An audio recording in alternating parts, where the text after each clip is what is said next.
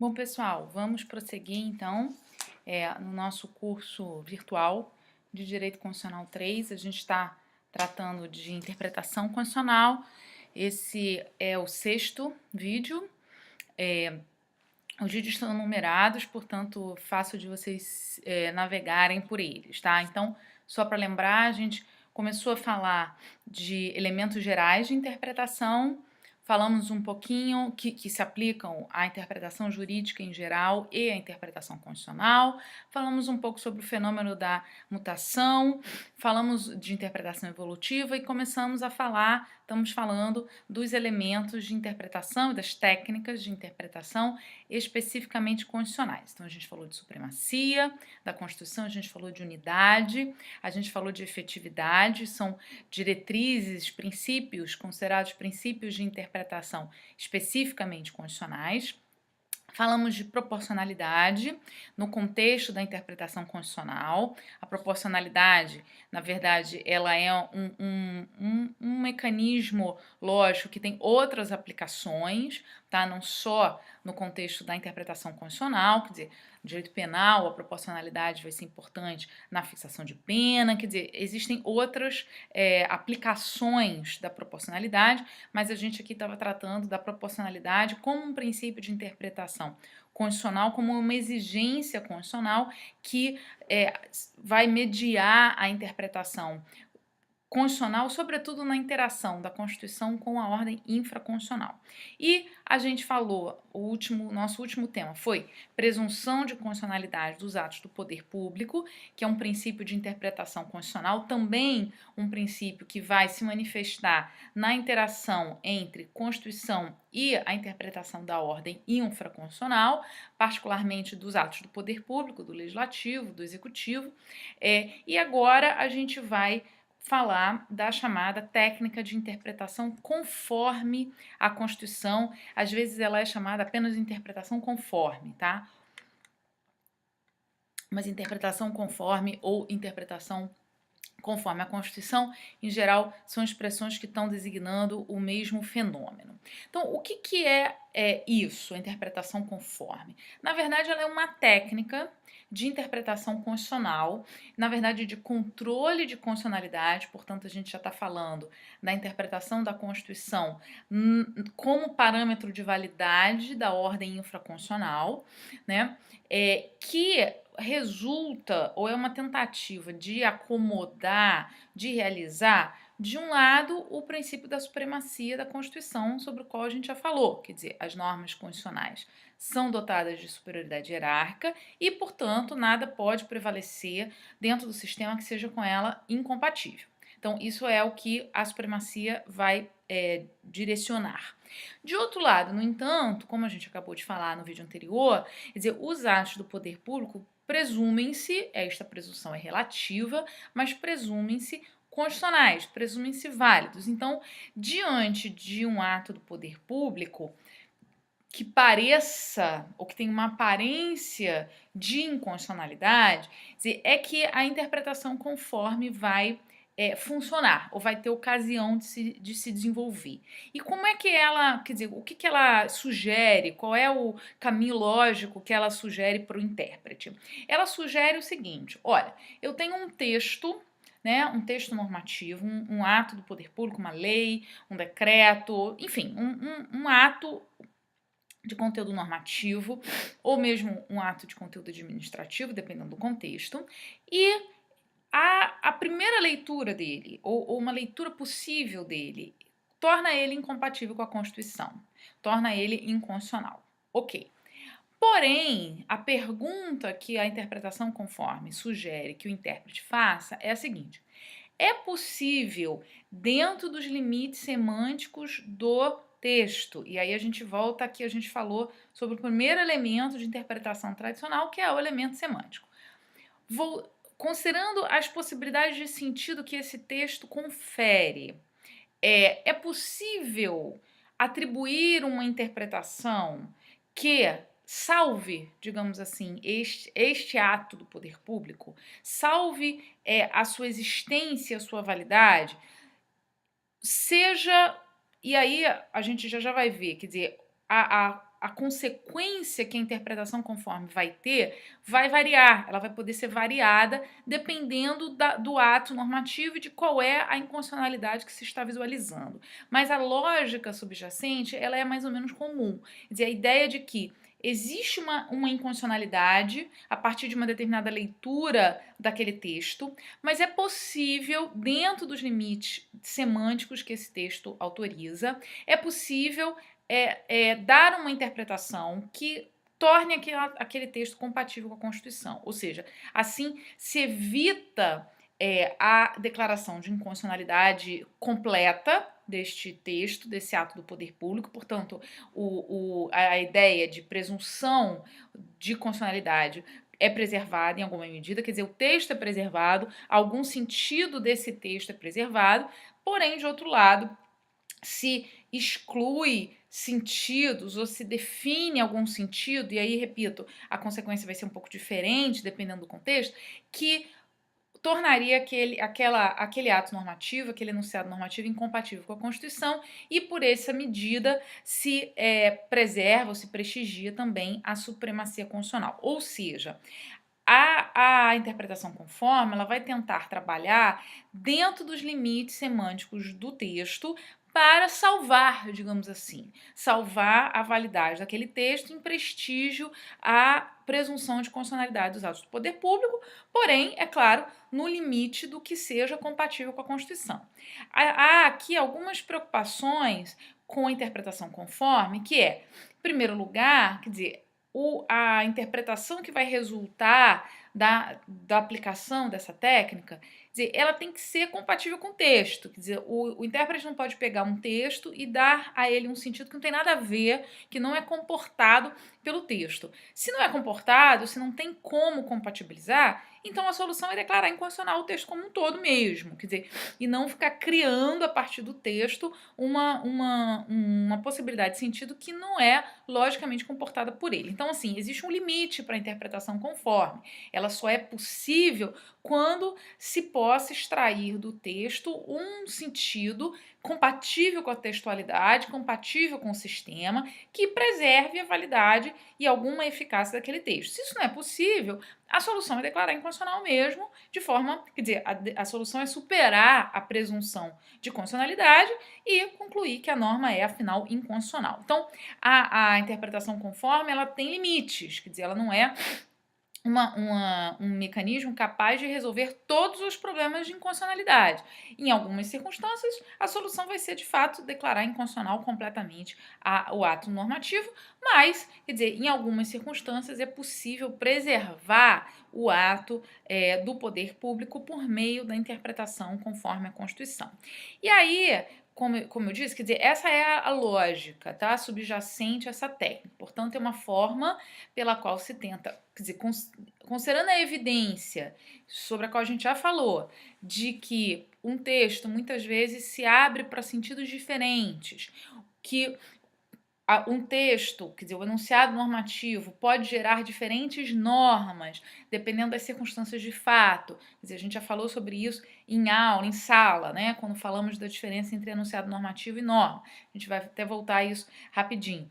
Mas, quer dizer, considerando essa realidade que um texto muitas vezes pode significar diferentes coisas e ele gera diferentes normas, esse complexo de aplicações e de sentidos possíveis de um texto é que permite a utilização da interpretação conforme, que é essa técnica que vai tentar equilibrar ou conciliar supremacia, ou seja, respeito à Constituição, e, na medida do possível, preservação do ato do poder público, da norma, da lei, sobretudo, que esteja sendo examinada e questionada a sua constitucionalidade.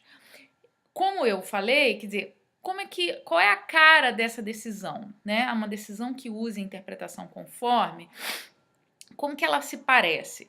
Ela tem caras um pouco diferentes, dependendo do contexto. E eu trouxe alguns exemplos para vocês visualizarem, quer dizer, como é que na dinâmica da interpretação essa técnica está sendo usada. Então, por exemplo, um caso muito famoso, que eu já mencionei para vocês em outro contexto, foi da DIN 1936, que examinou a emenda constitucional de reforma da Previdência. Então, especificamente qual era a discussão. Se tinha outros questionamentos, mas o que nos interessa aqui é o seguinte. A reforma da Previdência previu um teto de valor para os benefícios previdenciários em geral, tá? Então, enfim, seguro-desemprego, auxílio-doença, etc. Muito bem. E um dos benefícios previdenciários é a licença maternidade. Como é que funciona a licença maternidade? Só recapitulando, a gente já discutiu isso em outro momento em aula. A mulher, né, a gestante, agora, na verdade, não é só a gestante, também a adotante, etc. Mas, assim, vamos pensar aqui no modelo gestante. Então, a gestante, ela é empregada, ela recebe lá, vamos supor, sei lá, R$ 3.000 por mês. Esse é o salário da mulher. E aí ela vai entrar em licença maternidade. Como é que é a dinâmica do benefício? O empregador continua pagando a esta mulher que está de licença e ele desconta esse valor do salário da mulher do que ele tem que pagar para o INSS, de contribuições que ele deve ao INSS. Então, ele se ressarce desse valor que ele está pagando pela mulher, embora ela não esteja trabalhando, por meio desse mecanismo. Muito bem. A previsão da emenda estabelecia esse teto de remuneração, que eu acho que na ocasião era R$ 1.200, tem previsão de correção, mas quando da edição da emenda, acho que era por aí esse valor. E, portanto, qual seria a consequência para a licença maternidade?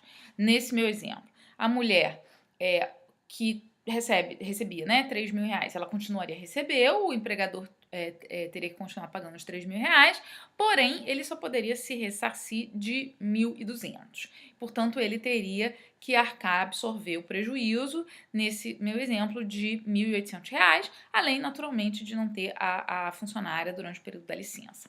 Bom, isso foi questionado, e observem que isso era uma emenda, tá, à Constituição.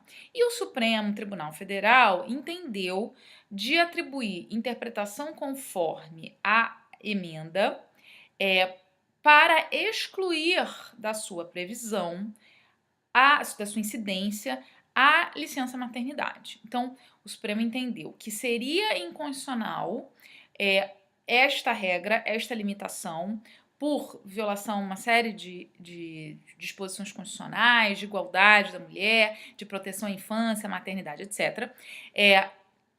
E o Supremo concluiu que, portanto, o dispositivo, e aí vejam, o nosso foco aqui é o uso da técnica da interpretação conforme, que o Supremo expressamente usou neste caso. O que o Supremo disse? Olha, o texto lá da emenda, que trata dos benefícios previdenciários, do teto, continua igual. Então, ele é preservado e as suas aplicações aos outros benefícios previdenciários também não é afetada. Porém, ele não poderá ser aplicado à licença maternidade sob pena de produzir uma inconstitucionalidade. Então vejam o que aconteceu nesse caso. Qual foi o resultado? Quer dizer, qual seria a opção?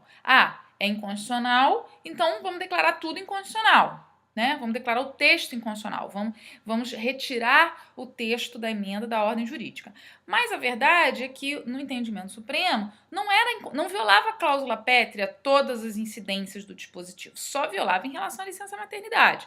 Então, se preservou o dispositivo, quer dizer, a ideia de presunção, né, que é mais ainda reforçada na hipótese de uma emenda à Constituição, foi preservada e se excluiu apenas uma incidência desta norma, deste enunciado, mais precisamente, desse enunciado normativo, a norma que dizia respeito à licença maternidade. Então, qual foi o resultado final? Qual foi a cara da decisão final? A decisão final foi uma decisão que declarou inconstitucionalidade dessa incidência, preservou o texto, mas de forma específica excluiu da aplicação possível do texto essa situação de fato, que foi a licença maternidade. Tá? Um outro exemplo a de 134, que tratava... Então, assim, essa foi a aparência da decisão final, foi excluir do escopo possível de incidências da norma uma determinada realidade de fato. Uma situação parecida aconteceu, por exemplo, na AD 134, que se discutia uma norma de Constituição estadual que tratava dos poderes de comissão parlamentar de inquérito da Assembleia Legislativa. E havia uma cláusula que dizia que a CPI teria poderes para investigar fatos relacionados a cada um dos poderes, cada um deles, referindo-se aos poderes. E foi questionada a constitucionalidade disso, sob o fundamento de separação de poderes, considerando os atos, a impossibilidade de CPI, do Poder Legislativo, por meio de CPI, investigar atos jurisdicionais. Portanto, ato jurisdicional, em tese, é um ato de um outro poder, né? Só que é um ato típico do Poder Judiciário.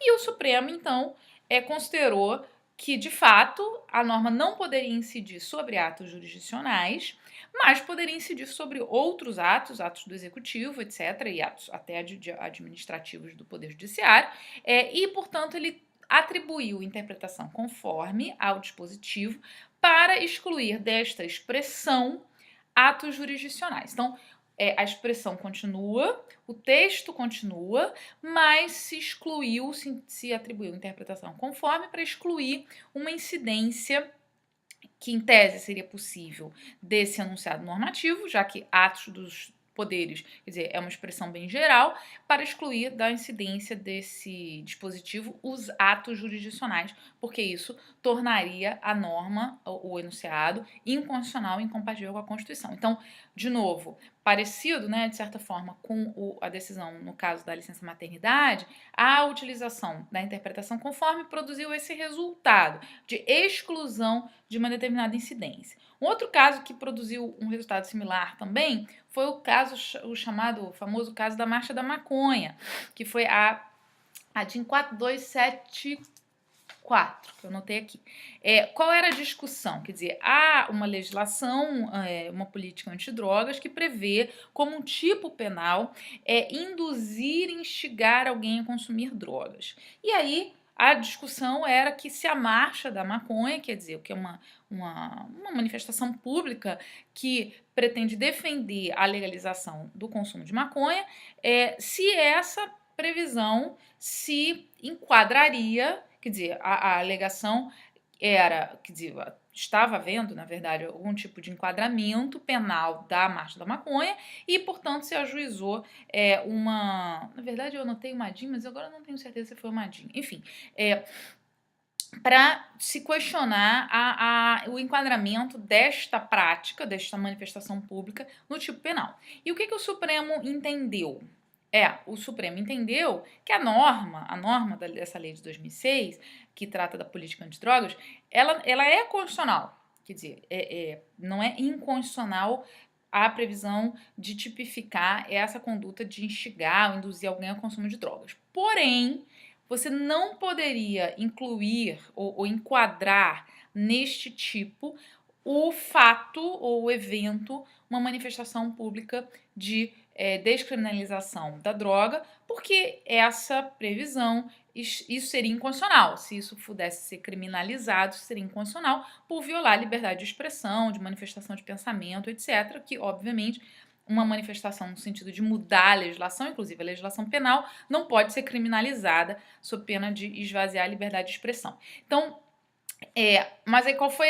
Se utilizou novamente a interpretação conforme, e o resultado foi a preservação do texto da norma, e com essa expressa referência de que esta norma não se aplica, não poderá se aplicar a esse tipo de evento de manifestação pública, de defesa de uma opinião, de uma ideia e tal. Então, nesses 3 exemplos, quer dizer, a interpretação conforme, ela produziu uma decisão que, na verdade, exclui uma incidência possível, em tese, do enunciado normativo, sob a pena de ser inconstitucional, mas preserva o resto do texto. Essa é uma consequência possível, tá? Há outras possíveis. Essa talvez seja a mais frequente, mas há outras. Então, há uma decisão do Supremo, que na verdade eu não consegui localizar o número, mas em que uma lei federal criou uma série de sanções administrativas, mas não previa de forma expressa a necessidade de prévia, antes da aplicação da sanção, de um procedimento prévio que se assegurasse o devido processo legal. Isso foi questionado e o Supremo considerou a norma válida, dando-lhe a interpretação de que, obviamente, antes da aplicação de qualquer sanção, mesmo que a lei não previsse de forma expressa, você teria que observar o devido processo legal, até porque havia norma geral federal dispondo sobre devido processo legal em relação, relativamente à aplicação de sanções administrativas. Portanto, quer dizer, a solução entre declarar a lei inconstitucional, porque ela não previa expressamente o DPL, né, o devido processo legal, ou preservar a norma, porém impondo que a sua interpretação, quer dizer, e a sua aplicação envolveria necessariamente, sob pena de inconstitucionalidade, o respeito ao devido processo legal prévio. Portanto, aqui nesse exemplo, se está, digamos assim, adicionando um elemento que não está no enunciado normativo, mas que o Supremo, no caso, adicionou para assegurar que aquela norma fosse constitucional, porque sem esse elemento ela seria inevitavelmente inválida. Mas, para preservar a norma, considerando o sistema, as normas já existentes, o Supremo manteve a validade da norma, porém prevendo essa adição, digamos assim, né? Quer dizer, a norma terá que ser aplicada considerando a exigência prévia de devido processo legal. Uma terceira consequência possível da uso da técnica da interpretação conforme na verdade, atribuir um sentido diferente à aplicação geral da norma, do enunciado. Então, isso foi discutido no caso, por exemplo, das uniões homoafetivas, que a técnica que se usou, que o Supremo usou, foi a interpretação conforme, para dizer que o dispositivo do Código Civil deveria ser interpretado, ou melhor, não poderia ser interpretado de forma a impedir a união homoafetiva. Portanto, o Supremo atribuiu, e aí não é propriamente, quer dizer, diferente dos primeiros casos que eu mencionei, quer dizer, não é propriamente que se está, quer dizer, o enunciado normativo tem várias incidências possíveis e a gente está excluindo uma. E nem é também essa segunda hipótese, em que o enunciado normativo tem uma previsão, mas ele faltou uma exigência constitucional e eu adicionei essa exigência constitucional. Quer dizer, é uma terceira hipótese um pouco diversa, que o Supremo usou a interpretação conforme para dizer esta norma não pode ser interpretada de forma a impedir a união homoafetiva sob pena de incorrer em inconstitucionalidade.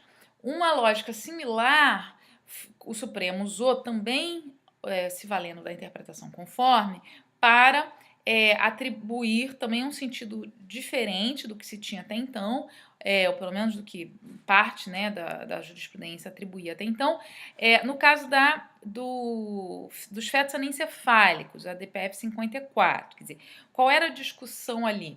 Você tem, né, as normas penais que criminalizam o aborto e excluem, né, a tipicidade em determinadas hipóteses, mas que, como regra geral, criminalizam o aborto, e a discussão era de que estas normas deveriam ser interpretadas conforme a Constituição para não incidirem sobre as hipóteses de feto, quando o feto tivesse diagnosticado como anencefálico. Então, na verdade, e aí aqui essa hipótese, né, se aproxima um pouco da primeira, de uma exclusão de uma situação de fato, né? Embora haja também uma questão aqui de atribuir uma interpretação diferenciada, na medida em que se vai associar, e isso foi discutido pelo Supremo, de que o aborto estaria associado a uma vida em potencial, né? E como o feto anencefálico não teria uma vida em potencial, portanto, não caracterizaria aborto a antecipação terapêutica do parto nessa hipótese. Então, se atribuiu uma interpretação conforme aos dispositivos do Código Penal, de modo a considerar que a antecipação terapêutica do parto do feto anencefálico não caracterizava o tipo de aborto previsto no Código Penal, sob pena de violação de uma série de disposições constitucionais previstas. Então, assim, vocês vão encontrar na doutrina muitas tentativas de criar nomes e categorias para essas consequências da interpretação conforme, né? Eu acho que isso pode ter o seu valor, mas é preciso entender, quer dizer, a dinâmica do mecanismo para não ser só uma decoreba de uma listinha de categorias que não faz muito sentido. Quer dizer, o ponto em comum de todos esses exemplos é essa lógica que eu tenho um ato do poder público, uma lei, nos exemplos todos que eu dei eram leis, mas poderiam ser atos do poder público também. Quer dizer, existe uma inconstitucionalidade ali de alguma incidência ou de alguma interpretação, e o que a interpretação conforme faz dentro dos limites do que é possível considerar do texto, atribuir um sentido, e aí o que ela faz? Quer dizer, vai variar em função da circunstância. Quer dizer, ela pode excluir uma incidência para preservar o resto das incidências possíveis, ela pode determinar uma interpretação específica, quer dizer, portanto, ao invés de excluir, ela pode determinar que a norma só poderá ser interpretada daquela forma, ou ela pode atribuir uma interpretação específica. Então, as consequências podem variar em função de qual é a inconstitucionalidade aparente com a qual se está lidando e quais são as possibilidades que o texto oferece. Para concluir a interpretação conforme, há uma crítica importante ao uso da interpretação conforme, porque em relação aos limites dela, quer dizer, em relação aos limites que o texto oferece e a limitação do que o Poder Judiciário pode adicionar ao texto, ou reinterpretar o texto e ainda estar interpretando efetivamente um texto e não legislando. Então, há essa crítica de que dos limites da interpretação constitucional em geral e do uso da interpretação conforme. No meu exemplo, no caso do devido processo legal, mais ou menos tranquilo, né? Não tinha a previsão da exigência do devido processo legal no caso, mas se entendeu que esse não era um problema tão grave e o Supremo dizia, não, você tem que observar o devido processo legal de acordo com as normas gerais previstas para a administração pública. Ok, foi uma adição? Foi uma adição, isso não está no texto, mas parece razoável, não é uma inovação do judiciário, ela não tirou aquilo da cartola, tirou do sistema mesmo, quer dizer, que já prevê, a Constituição garante o devido processo legal, a legislação existente já prevê isso, portanto, foi possível lidar com essa inconstitucionalidade e preservar o texto de uma forma mais ou menos tranquila. Mas, quer dizer, existem limites para isso, e essa discussão não é uma discussão apenas técnica, no sentido de qual é o limite técnico da interpretação, é uma discussão, como tudo na interpretação constitucional, é uma discussão da tensão entre interpretação, intérprete versus democracia e maioria democrática. Quer dizer, na medida em que a interpretação de uma norma, quer dizer, dá a ela, a pretexto de salvá-la da inconstitucionalidade, um sentido desconectado do sentido que o texto tem, quer dizer, o judiciário poderá estar legislando efetivamente, legislando positivamente. E aí há toda uma discussão que eu não vou travar aqui, quer dizer, a gente está vendo a interpretação, o modelo básico, né, modelo estándar, os conteúdos mais elementares. Depois a gente vai aprofundar um pouco quando falar de controle, algumas coisas, mas há o fenômeno das sentenças aditivas, as decisões aditivas, alguns autores vão chamar até de sentenças ou decisões manipulativas, que são decisões, ou a crítica é essa, que vão adicionando coisas e, na verdade, estão criando normas novas que não tem nada a ver com a norma original, que não tem nada a ver com o que a norma pretendia, e estão, na verdade, criando uma norma nova a pretexto de interpretação conforme. Essa crítica foi feita e continua sendo feita no caso da anencefalia e no caso da união homofetiva também. Quer dizer, essa é uma crítica que vocês vão encontrar e o fundamento da crítica é essa, quer dizer, qual o limite da interpretação conforme em torno do texto e do texto da lei ou do ato normativo, do ato do poder público que está sendo interpretado, versus o resultado final da decisão.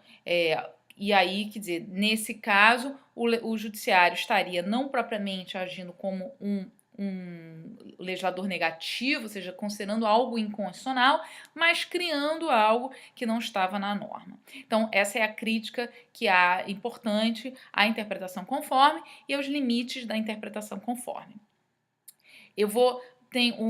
A gente encerra a interpretação conforme aqui, mas eu quero tratar ainda de algumas observações finais. Repito que a gente está falando de interpretação no nosso modelo estándar, por enquanto, mas assim, a gente vai construindo o conhecimento aos poucos, ok? Então a gente vai ter mais um vídeo sobre interpretação constitucional, algumas considerações finais e, quer dizer, vocês tendo dúvidas e questões, eu já tinha orientado as representantes, é só mandar um e-mail para aquele e-mail que eu passei, que aí ou eu respondo diretamente no e-mail, ou eu gravo um vídeo específico para tratar de forma geral das questões que tenham sido colocadas, ok?